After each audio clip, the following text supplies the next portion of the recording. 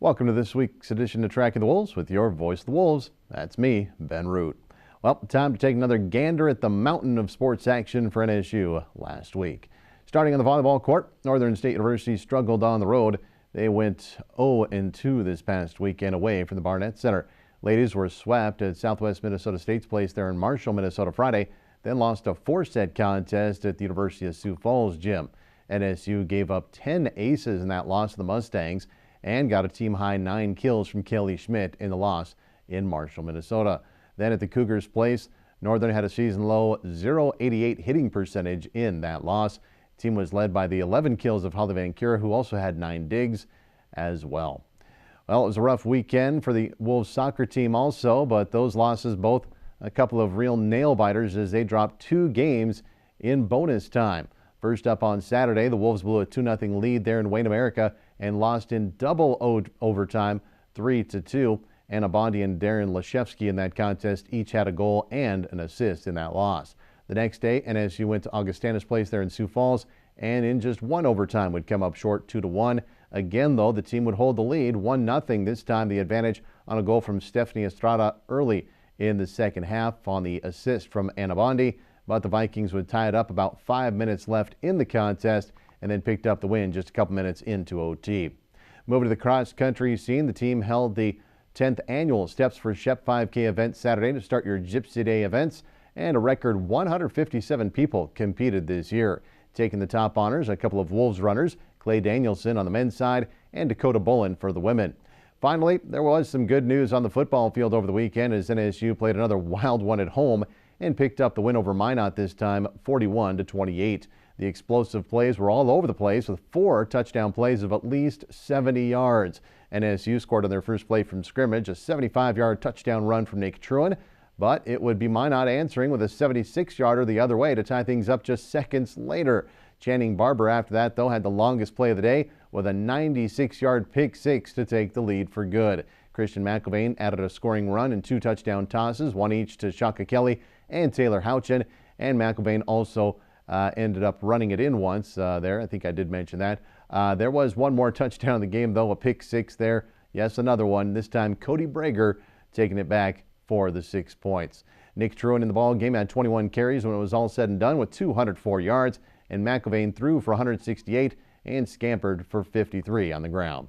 That's a look at last week's action for the Maroon and Gold. We'll talk some more Northern sports and chat with a couple of grads from White Bear Lake, Minnesota on that football team next here on Tracking the Wolves. Being part of a great team means you know your role and you work your role to the best of your ability. If you're consistently going to show up and be your best, you're going to be part of that team. You can see the success they have over time. It's not just 1 year flash in the pan. It's consistent success over time, which makes them great. And that's where the work ethic comes in.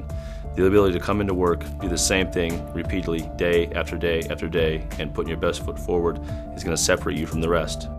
Choose the experts. Choose Sanford Orthopedics and Sports Medicine. Welcome back to Tracking the Wolves. Ben Root here talking a little football on this edition of the show, and joined by a pair of guys who graduated both from White Bear Lake, Minnesota, and both juniors, one on offense, one on defense for your Wolves. Nick Truen with us here, along with Cody Braeger here on this edition of the show. Thanks for coming on, guys. Thanks for having us. Well, a couple of guys here from White Bear Lake, as I mentioned, both juniors, graduated together. How did the whole recruiting process go? Did Coach Dosh or whoever came inside the first time kind of come for both of you, or did you recruit one another, or how did that go, Cody? I don't know. Coach Martin came in. He was pretty persistent, always around us. Great guy. I don't know. It was kind of different for both of us. I committed a little bit sooner than Nick did, but I don't know. It was different for both of us, I'd say. I don't think we really had it planned out where we'd both go to the same school. It just kind of worked out. Okay. Were you guys on the same kind of click in high school, if you will? Or, I mean, you're both obviously on the football team, right? Yeah, we were good friends in high school. We weren't really the best of friends. We wouldn't, hang out the most on weekends. But when it was football season, you better believe we were hanging out. So I'm glad he came with me. Honestly, it made this whole experience a lot easier. So. What position did you play in high school there, Nick? I played running back. Okay. How about you, Cody? Inside linebacker. Okay, so you guys didn't move too much, playing the same spots more or less. Now, looking back at the high school time, and of course, it's right there in Minnesota, your school. Have you guys talked to your old high school coach at all, or have you seen him in any games or anything like that? Or? Well, my dad's actually the defensive coordinator there, so yeah, we stay in contact pretty often. He's always filling me in on what's going on, so a lot of tradition there. They give you a call, especially after this pick six last week? The head coach didn't, but my dad was all over it, so. Making him proud, so Yes, nice sir. job there. Meanwhile, a nice 200-plus yard rushing game for you, Nick, last week. Was that the most you've racked up in a game, or the 75-yarder long for you in a game, or did you have some bigger numbers there in high school at some time? I might have had a longer run in high school, but I know this was definitely the most yardage I've put up high school or college, so I'm just grateful that our O-line could bring me there. Yeah, the O-line making a big spot for you there. I didn't see you get touched. Did you get touched in that? Or? No, I didn't. Yeah, that was caught me off guard. Nice and quick play out of there, but big run in that victory over the weekend against Minot. And, on the trip, a lot of people obviously not on the bus other than the team, but Truen's mom's cookies always make a pretty frequent appearance on there. How often is she cooking up cookies? I mean, it seems like we're getting these like every trip, and there's tons of them. You know what? She actually gets it from her work, so still credit to her for bringing them. Win or lose, they're there to try and cheer us up, and we even give some of the defensive bus. She's nice enough to do that. So. Yeah. So it's great. I want to say thanks too, because I load up on those all the time too. As for your time there at White Bear Lake, we talked about you guys playing pretty much the same position. Who was better in high school?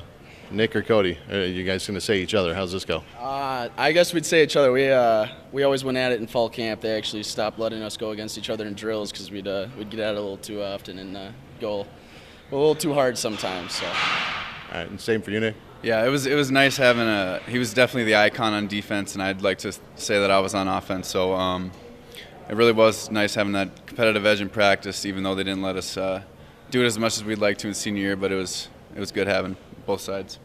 Well, Nick, last time we talked to some football players, we had Steven Erlinson on, who of course looks like the wrestler we talked about down there at the Barnett Center here, whose name escapes me. Newharth looks kind of a doppelganger there. Did you wrestle in high school at all, or?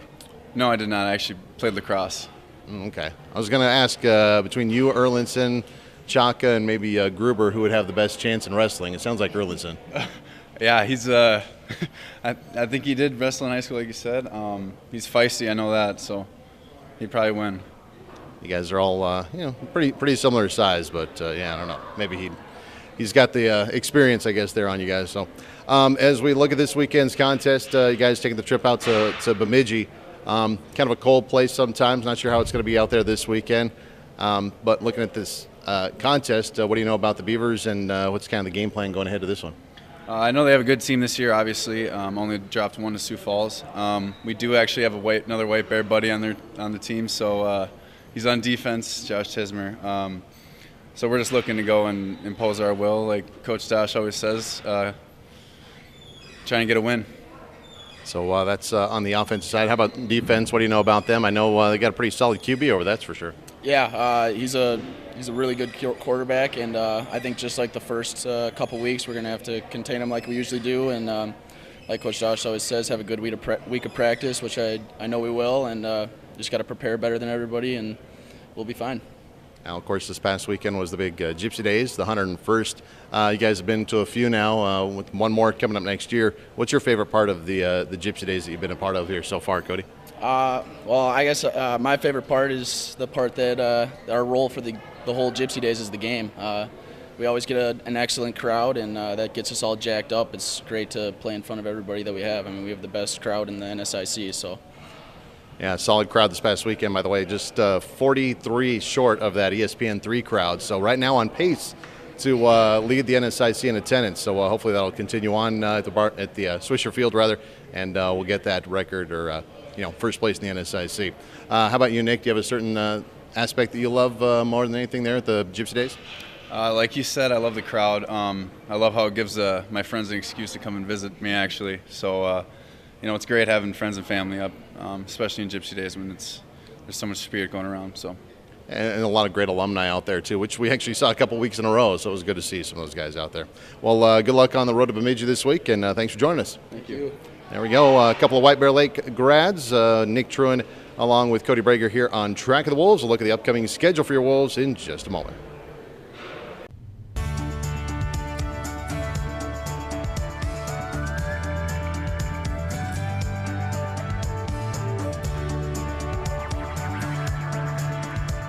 NCAA championships are something special. Filled with memories we will carry with us for the rest of our lives. We ask that you cheer hard for your institutions. Acting responsibly and courteously towards those around you.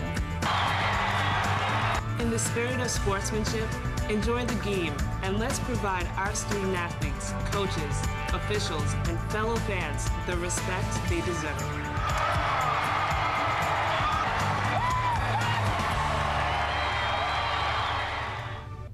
Welcome back to Tracking the Wolves. Let's look at the upcoming sports schedule for NSU this week. Coming up this Friday, Wolves will do battle in 4 different sports on one day. NSU soccer squad is going to be visiting Bemidji as they look to snap their 5-match losing streak. Also Friday, the volleyball team visits Minnesota Crookston. The swimmers will host Augustana and UMary in a triangular that's going to be taking place at the Y here in town. And the cross-country teams will take part in the Bob Waxlike's Invite that's going on in St. Cloud to finish the cross-country team's regular season. Saturday's schedule has the football squad traveling to Bemidji for a 1 o'clock kickoff. We'll have that at ESPN 1420 1071 and ESPNaberdeen.com. And the volleyball squad this Saturday plays Bemidji as well, but that'll be right here in the Hub City. Finally, your Wolves soccer team gets to bring in Minnesota Crookston for a contest at Jurdy Field Sunday afternoon as well. That's going to do it for this week's edition of Tracking the Wolves. To keep up to date on all of the latest sports notes on NSU's side of things, well, join me right here again next week. And until then, as always, go Wolves.